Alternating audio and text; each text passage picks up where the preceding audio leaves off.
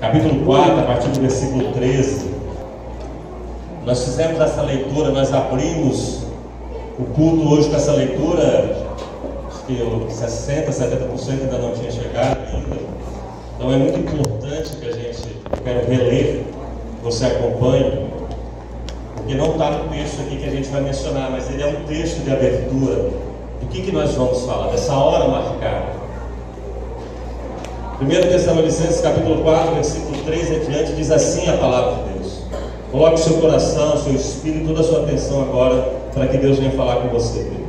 Diz assim a palavra de Deus: não queremos, porém, irmãos, que sejais ignorantes com respeito aos que dormem, para não vos entristecerdes com os demais, que não têm esperança. Pois, se cremos que Jesus morreu e ressuscitou, assim também Deus, mediante Jesus, trará em sua companhia os que dormem. Ora, ainda vos declaramos por palavra do Senhor isto, nós, os vivos, os que ficarmos até a vinda do Senhor, de modo algum precederemos os que dormem. Porquanto o Senhor mesmo, dada a sua palavra de ordem, ouvindo a voz do arcanjo e ressoada a trombeta de Deus, descerá dos céus, e os mortos em Cristo ressuscitarão primeiro. Depois nós, os vivos, os que ficarmos, seremos arrebatados juntamente com eles, entre nuvens, para o encontro do Senhor nos ares, e assim estaremos para sempre com o Senhor. Consolai-vos, pois, uns com os outros, com esta palavra. Querido, esse é um texto áureo do cristianismo. É algo forte que Paulo vem escrever à igreja de Tessalônica. Falar sobre a volta de Jesus, sobre o arrebatamento da igreja. Algo que tem sido esquecido, algo que tem sido pouco falado nas igrejas. Graças a Deus, nós temos sempre mencionado isso, o pastor Roberto tem sempre falado sobre isso, mas esse texto, ele mexe com a nossa fé. Ele vem mexer, porque ele tira talvez o cerne do nosso entendimento, porque ele vem falar de um acontecimento sobrenatural. Quando Jesus virá, quando a última trombeta soar, essa é a esperança. Eu entrei no Evangelho crendo nisso. Eu cresci dentro do Evangelho, nas minhas caminhadas, pensando na volta de Cristo. Eu penso todos os dias em quão maravilhoso é subir no encontro dos ares com o Senhor, no abrir e fechar dos olhos, quando lá nos encontraremos todos. E esse momento é rico, ele é único, o arrebatamento da igreja. E o texto que nós vamos falar hoje, essa hora marcada, é algo que nós precisamos atentar sobre isso, porque fala da volta de Jesus. Jesus, quando ele foi, ele mesmo vem falar da sua volta. Abra suas Bíblias aí, eu quero que você, nós vamos ler João 14, mas eu quero que você deixe Mateus 25. Deixe lá aberta para você acompanhar, verificar. Jesus, ele diz assim lá em João 14, 28: ouvistes que eu vos disse, vou, mas voltarei para vós. Jesus Cristo marca um compromisso com a sua igreja. Jesus Cristo marca um compromisso conosco. Ele mesmo diz, ele mesmo fala, ele mesmo assume: eu vou, mas eu voltarei. E essa volta de Jesus tem dia e hora marcada, exata. Não haverá atraso nenhum. Tem dia e hora marcada. É um compromisso de Cristo com a igreja. Mas pastor, como assim? Que dia é esse? Já tantos tentaram, muitas seitas se levantaram para falar. Olha só o que diz o texto, lá em Mateus 24, 36. Mas naquele dia e hora, ninguém sabe, nem os anjos do céu, mas unicamente o meu Pai. Algumas traduções, inclusive, diz que o próprio Jesus não sabe. Deus sabe, Deus tem o dia e a hora marcado. Ninguém sabe. Ninguém, nem os anjos, nem o próprio Cristo ali naquele momento sabia o dia e a hora, mas Deus tem essa hora marcada. Essa hora que gerou um compromisso de Jesus Cristo para a sua volta. E quando Jesus vem falar, quando Jesus menciona que vai voltar, que fala sobre a sua volta, que traz isso, que determina essa hora marcada, Jesus Cristo vem falar de duas coisas. Jesus Cristo vem falar de compromisso e de comprometimento. Compromisso e comprometimento da parte dele para com a igreja, porque ele traz uma promessa, há um compromisso de Cristo e há um comprometimento de Cristo, um envolvimento de Jesus em relação a este compromisso com a igreja durante o período que a igreja aqui está a esperar. Mas também fala de compromisso e de comprometimento da igreja para com o dia da volta de Jesus, para com essa promessa bendita. É uma via de dois lados, gera compromisso e comprometimento de Jesus, mas desperta na igreja compromisso e comprometimento com esta hora tão bendita. Para a gente ter uma ideia melhor do que isso quer, dessa questão do comprometimento, do compromisso, a gente lembra assim, por exemplo, quando você tem uma hora marcada do teu voo. Somente nós aqui em Imperatriz temos um horário muito interessante, que nós temos que chegar no aeroporto às 2 da manhã, e é o voo que mais tem movimento aqui. Então, quando você marca o seu voo, que tem aquela hora marcada, gera em você um compromisso da empresa aérea para com você, do avião estar ali para te levar, e de você tem um compromisso naquele dia, naquela hora de embarcar, e você gera um comprometimento de todos os seus afazeres a respeito disso, inclusive na hora de você, às vezes você vai ter que deitar mais cedo, ou você não vai dormir, você muda tudo, inclusive a tua alimentação, todas as formas, porque você está comprometido com aquele compromisso de embarcar naquela hora, porque você sabe que tem uma hora marcada e você não pode se atrasar, porque se você chegar atrasado no aeroporto, você é deixado para trás, você não embarca. Eu conheço pessoas, inclusive, que são tão envolvidas com isso, tem um comprometimento, e o compromisso leva tão a sério, que chega no aeroporto, o aeroporto nem está aberto, né, irmã Sofia? Tem alguns dos nossos que foram abrir o aeroporto em Barcelona, não é mesmo? Mas para você, isso é compromisso, comprometimento. Então, quando a gente fala de compromisso, comprometimento, de hora marcada, e isso mexe, por exemplo, quando a gente tem uma hora marcada para alguma coisa, mexe primeiro com, faz parte com a educação, faz parte de, como é que se diz assim, do comprometimento que você tem com aquela pessoa que marcou aquilo. Então a gente geralmente gosta de ser pontual. Falta da pontualidade, falta de compromisso ou de comprometimento.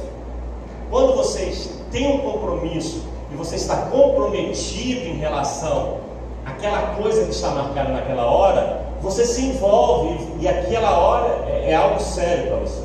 Por exemplo, aqui na igreja às vezes a gente determina para algumas pessoas que vai fazer alguma coisa aqui, gera um compromisso e está comprometido, envolvido com o andar. Então, vai chegar antes da 19, vai estar aqui porque está comprometido.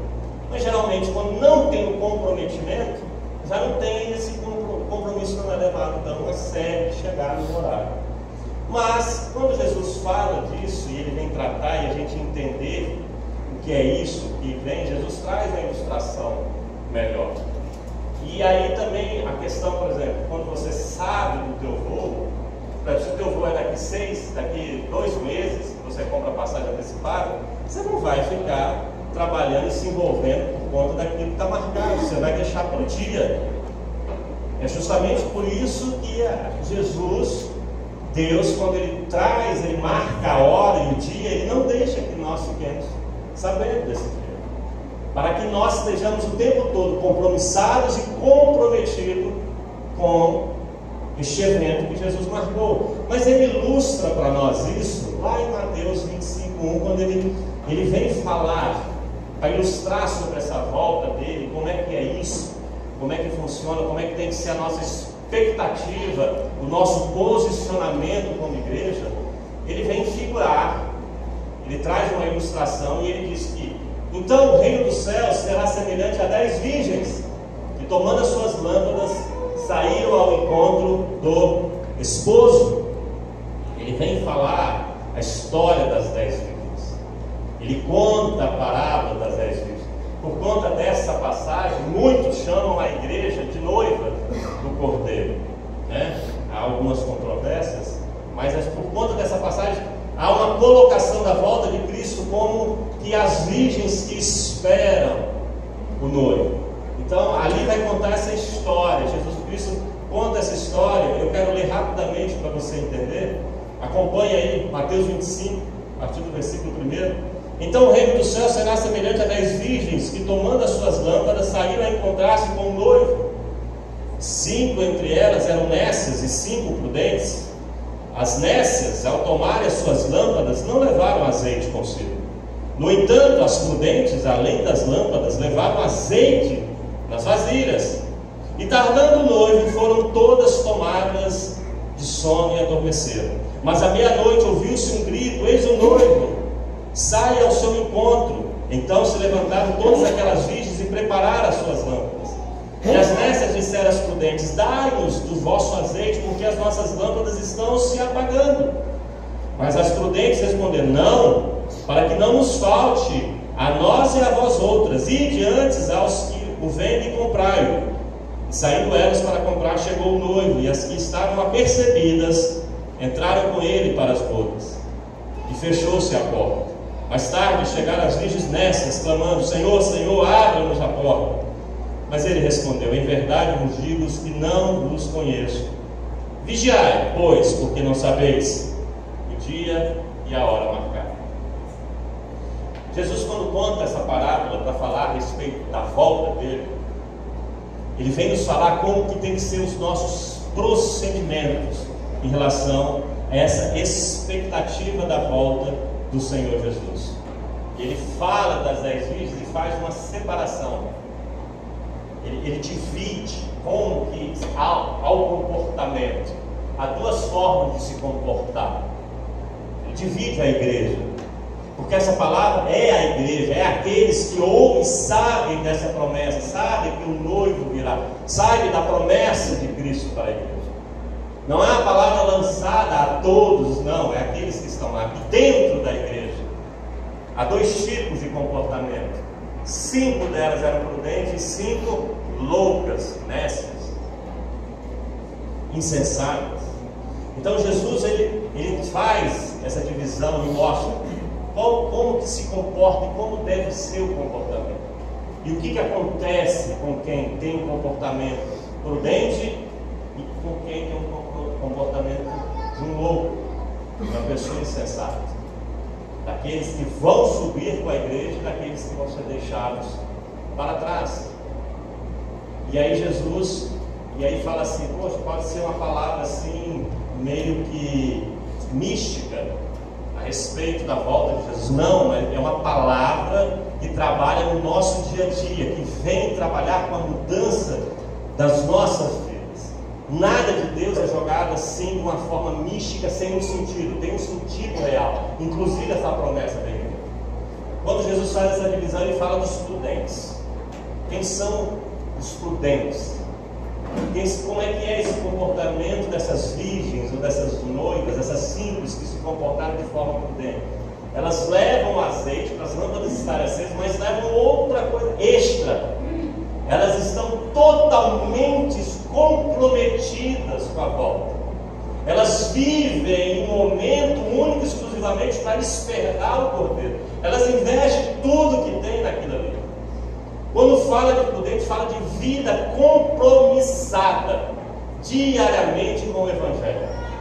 Quem é essa igreja prudente? A igreja que será arrebatada, a igreja que encontrará com Jesus Cristo. É aquela igreja que o espera, que sabe que tem uma hora marcada e não vai falhar. Então ela tem uma vida diária comprometida com o Evangelho. Ela não pestaneja, ela não vacila, ela não deixa para amanhã, ela aplica na vida dela hoje. Ela trata a volta de Jesus Cristo como algo eminente, como está agora. Então eu prudentemente encho a minha vasilha de azeite para que minha lâmpada fique o tempo todo acesa. Eu tenho um comprometimento com o Evangelho. Eu tenho um compromisso com a palavra de Deus. Então eu mudo a partir do que eu tenho que mudar hoje. Eu não deixo para amanhã. Porque se eu deixar para amanhã, Jesus Cristo pode voltar hoje e eu fico. E eu perco. Então quando o Evangelho vem tratar isso, o Evangelho vem dizer uma mudança que eu tenho que ter na minha vida a partir de hoje. A partir de hoje eu vou começar a negar a mim mesmo. A partir de hoje eu vou amar o meu próximo. A partir de hoje eu não vou gerar no meu coração rancor, eu vou gerar perdão. A partir de hoje os inimigos que forem contra mim vão receber de mim o bem. A partir de hoje alguém que falar mal de mim, eu vou bendizer o nome dele. A partir de hoje eu não vou murmurar, mas ao contrário, em tudo eu vou dar graça. A partir de hoje eu vou viver o Evangelho. Porque isso é uma atitude de quem espera Jesus Cristo. Prudente. A igreja prudente, as noivas prudentes, as virgens prudentes, têm uma vida com o altar sempre preparado. Não falta azeite. O meu altar está preparado. Está todo consertado, está montado, próprio, propício para o recebimento do Cordeiro. Eu trago todas as coisas. É como nas reuniões de homens, tem um irmão que sempre fala, aquele que aceita Jesus, ele quer consertar o altar. Ele prepara o seu altar. Eu vou tirando aquilo que é idolatria, eu vou tirando aquilo que não condiz com Jesus Cristo. Isso não serve para Jesus. Esse comportamento não serve para Jesus. Essa leitura não serve para Jesus. Esses procedimentos não servem para Jesus. Esse altar é sagrado. A igreja prudente, a igreja que volta, a igreja que será arrebatada, é a igreja que tem um altar sempre preparado. É a igreja que vive na expectativa da chegada do noivo, da chegada de Cristo. Não a igreja que vive na expectativa da chegada da bênção. Não. A forma dela é o noivo. Então, como é o noivo, o que eu faço? Eu abençoo. Eu não tenho expectativa de juntar para conquistar algo. Eu tenho expectativa da volta de Cristo. Então eu vivo como um cristão que espera Jesus Cristo. Se eu tenho uma bênção na minha mão, eu reparto, eu compartilho. Se eu passo e vejo um caído, eu paro e olho. Nós viemos sexta-feira aqui e tivemos algo maravilhoso a respeito da Missão Vida de Anápolis. E no final o pastor pregou sobre o cego de Jericó. E a gente falou, no final falei, pastor, cego, mas cego que o próprio cego de Jericó, que estava à beira do caminho, são os que passam e não veem os que estão à beira do caminho. São os que passam, a igreja que passa e não vê os que estão jogados a mercê. Então a noiva prudente é aquela que tem comprometimento, é aquela que gera expectativa da volta do Cordeiro. Ela não fica ansiosa por coisa alguma, mas ela fica ansiosa com o reino de Deus, porque ela sabe que Deus de todas as coisas cuida dela. Então é uma igreja altamente pronta para receber o Cordeiro. Ela está ali preparada, a vida dela é em torno disso. Não tem mágoa, não tem rancor, não tem dureza de coração, não tem orgulho. Do jeito que vier, eu estou esperando Jesus Cristo voltar. Aí eu amo, eu perdoo, eu compartilho, eu não acumulo. E o que vier, se for a morte, é lucro. Você sabe por que Paulo disse que morrer é lucro? Por conta de quem escreveu aos Tessalonicenses. Por que morrer é lucro? Porque ele vai chegar primeiro, antes dos que estão vivos, esperando o arrebatamento. Então, quando o cristão morre, ele já está no céu, ele chega primeiro, é dos primeiros que vão estar lá. Eles são os primeiros, eles vão preceder aos próprios vivos que aqui estiverem no dia glorioso da volta de Cristo. Então, a igreja prudente é a igreja que vive diariamente compromissada com a prática do Evangelho, que tem um altar sempre preparado e vive na expectativa da volta de Jesus. Só para ilustrar, a palavra de Deus diz que Jesus vai voltar quando a gente menos esperar. Na hora que você não esperar, ele volta. E a Ana Júlia uma vez escutou isso e ela todos os dias fala que espera. Papai, não vou esperar mais Jesus, para Jesus voltar. Eu falei, não, filha, você tem que esperar. Isso é uma palavra dos mestres, dos loucos, que vivem desapercebidamente. E aí o texto vem falar da outra igreja, das outras noivas, as nécias, as loucas, dentro da própria igreja. É o que o Tiago fala, é aqueles que ouvem a palavra e não estão enganando a si próprios. É o que Jesus Cristo fala, são aqueles que estão construindo sobre areia. Grande será a sua ruína. E quando a gente olha o texto, as virgens loucas, desapercebidas, despreparadas, sem compromisso nenhum, altar bagunçado. É uma igreja, são cristãos que não têm compromisso com o Evangelho nenhum. Eu sou cristão, então cai sobre mim as características de Cristo: manso, humilde, longânimo, benigno, que fala bem dos outros, daqueles que o perseguem. Então, é uma igreja que não tem compromisso com isso. Vive a vida do jeito que lhe dá. O Evangelho para ela não é nada. Não é respaldo nenhum nos seus atos diários, no seu casamento, nos seus negócios, nos seus comentários. É uma igreja que não tem compromisso com o Evangelho. Essas nesses, elas não tinham compromisso com a palavra do noivo que chegaria. Não estavam preparadas. É uma igreja que o altar está bagunçado. Está bagunçado, está de qualquer jeito. Tem adultério, tem mentira, tem desonestidade, tem tudo. Prostituição. Não se preocupe em arrumar. Tem rancor, tem mágoa, ódio. Não procura consertar o altar, porque não estão esperando. Talvez ficam protelando, sabe, quando você está limpando assim, aí você não quer, aí você levanta o tapete e joga para debaixo do tapete. A gente pensa que a sala está limpa, mas não está imunda. Fica empurrando com a barriga, deixando para amanhã resolver. E Jesus Cristo chama loucos, nestos. E vão dizer: Senhor, Senhor. Eu não vos conheço. Mas Senhor, nós somos. Vocês não estavam preparados. Não tinha comprometimento. É uma igreja que não tem a expectativa da volta de Jesus. Aonde que passa? Qual é a palavra quando Paulo diz, fala, consolai-vos uns ao outro com esta palavra? É o consolo do cristão, é que Jesus Cristo vai voltar para nos levar. Isso é o consolo. De todas as nossas dificuldades, as nossas lutas, essa palavra traz consolo aos nossos corações. Mas os nestes, os loucos, a igreja louca, as noivas loucas, nestes, não tem essa expectativa. A expectativa dela é de alcançar a promessa da prosperidade, da cura, do bom casamento, sabe? De todas as coisas aqui. E priorizam todo tipo de coisa. Mas Mateus 6,33, tudo pode ser intocável, menos os compromissos com Deus. Botar Deus em primeiro lugar. A nossa vida, como é que eu percebo como eu tenho, que parte que eu sou? Eu sou dos prudentes ou eu sou dos loucos? É só você analisar a sua vida.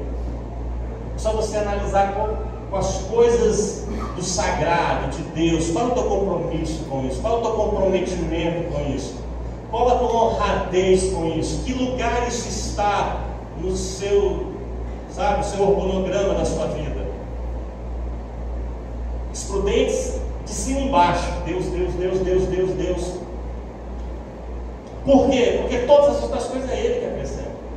Os nestes prosperidade, família, empresa, filhos, lazer, negócio, aí lazer de novo. E Deus, na hora que tiver um tempinho a gente coloca. Loucos. Igreja sem expectativa da volta de Jesus. Igreja com altar bagunçado. Você não liga. Sabe? Você vai levando de qualquer jeito.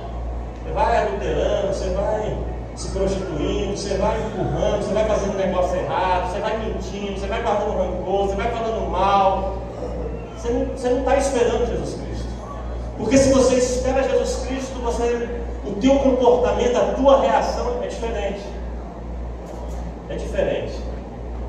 E aí a gente olha, e quando Jesus Cristo fala, Ele coloca, o reino de Deus vai ser desse jeito, é dessa forma. É assim que o noivo vai vir, vai buscar, e é assim que Ele vai encontrar. Ele vai encontrar aqueles que o estavam esperando. E Ele vai voltar. Porque tem hora marcada, definida. como eu não sei esse horário, mas eu sei que foi ele não é homem para mentir, eu vou aguardar, eu vou ficar aguardando. Eu sei que vai vir, eu não saio daqui. Daqui não saio, daqui ninguém me tira. Eu fico firme nas promessas do Senhor. Eu fico ali. Mas se eu não entendo esse evangelho dessa forma, se a volta de Jesus não fala em nada comigo, porque quando Jesus morre na cruz, levando os nossos pecados, a nossa vitória não está na morte de Jesus, está na ressurreição. A vitória do cristão não foi quando Jesus morreu, foi quando ele ressurgiu. Foi quando todos estavam voltando no caminho de Emaús e Jesus fala: onde é que vocês vão? Ah, o mestre morreu. E eles reconhecem o mestre. Jesus ressuscitou. E ele ressuscitou e foi nos preparar para o carro. Acalmai os vossos corações, eu vou preparar o lugar. E vou voltar para buscar a minha igreja. E aí nós nos comportamos assim. Mas quando nós não entendemos esse evangelho, nós não temos comprometimento com o evangelho. Nós não temos compromisso com o evangelho. Isso é sério. Acordemos. A palavra de Deus, quando ele termina, ele fala no final: vigiai, pois, porque vocês não sabem o dia nem a hora. Esperta, ó igreja. Vigia. Encha as suas lâmpadas, conserte o vosso altar. Se comprometa com o evangelho em tudo. Hoje estamos aqui, amanhã não estamos. A nossa vida é como névoa. Não deixe os acontecimentos do dia a dia, porque o inimigo está ao nosso derredor, bramando como um leão, rugindo como um leão, para nos devorar. Não deixe que os acontecimentos no nosso dia a dia nos desviem dessa viva esperança. Proceda sempre firme como cristão. Lute, chore, mas aguarde o Senhor Jesus. Não mude os seus procedimentos, não mude o seu comportamento. Nós temos que amar. Estão lhe batendo, ame quem está lhe batendo, ofereça o outro lado, não gere ódio no seu coração. O inimigo quer transformar, quer nos rasgar ao meio. Hoje eu aconselhei uma pessoa que estava passando por uma dificuldade distante daqui, no telefone, e alguém estava ofendendo da parte da família uma outra pessoa, e aí alguém falou assim: não, mas você não tem que ligar para aquela outra pessoa porque faz isso, você tem que... Eu falei: não é assim. Essa outra pessoa está ofendendo, Deus está te colocando, você tem que amar aquela pessoa. Aquela pessoa é importante. O inimigo quer fazer isso, o inimigo quer nos tirar a sensibilidade de cristão que temos. A igreja precisa vigiar, nós precisamos acordar. Passamos por dificuldades financeiras, dificuldade na saúde, dificuldade familiar de todos os lados. O inimigo querendo tirar a nossa atenção. E quando eu vejo a irmã Isa, quando ela passou com o seu príncipe, o seu anjo Gabriel, quando ela pega o seu filho, o filho está morrendo, e ela ali naquele momento, ela glorifica a Deus. Aquilo não tirou a atenção dela, não tirou a viva esperança da volta de Cristo. E ela simplesmente louva e agradece a Deus. Prudente, das noivas prudentes. E eu clamei: ó Jesus, trabalha na minha vida. Porque algo tão forte como a morte de um filho inocente, tirado das minhas mãos, eu vendo escorrer por entre os dedos, não conseguiu desviá-la da viva esperança da volta de Cristo. E às vezes, Senhor, por conta de coisas tão ínfimas, insignificantes, a gente murmura, fazemos práticas abomináveis. Trabalha em mim, Espírito Santo de Deus. E aí Jesus conta essa história e fala: vigiai, pois, porque vocês não sabem nem o dia nem a hora, mas o dia e a hora está marcado. Jesus voltará para buscar a sua igreja. Só os que prudentemente estiverem o aguardando vão ser os que vão ser arrebatados. Que nós possamos ser a noiva eleita, que nós possamos ser os prudentes, que nós possamos ser a igreja do arrebatamento de Deus. E que essa esperança cresça no meu coração, cresça no seu coração, que nós possamos nos consolar uns com os outros, para que isso nos dê força para essa caminhada que temos pela frente. Amém?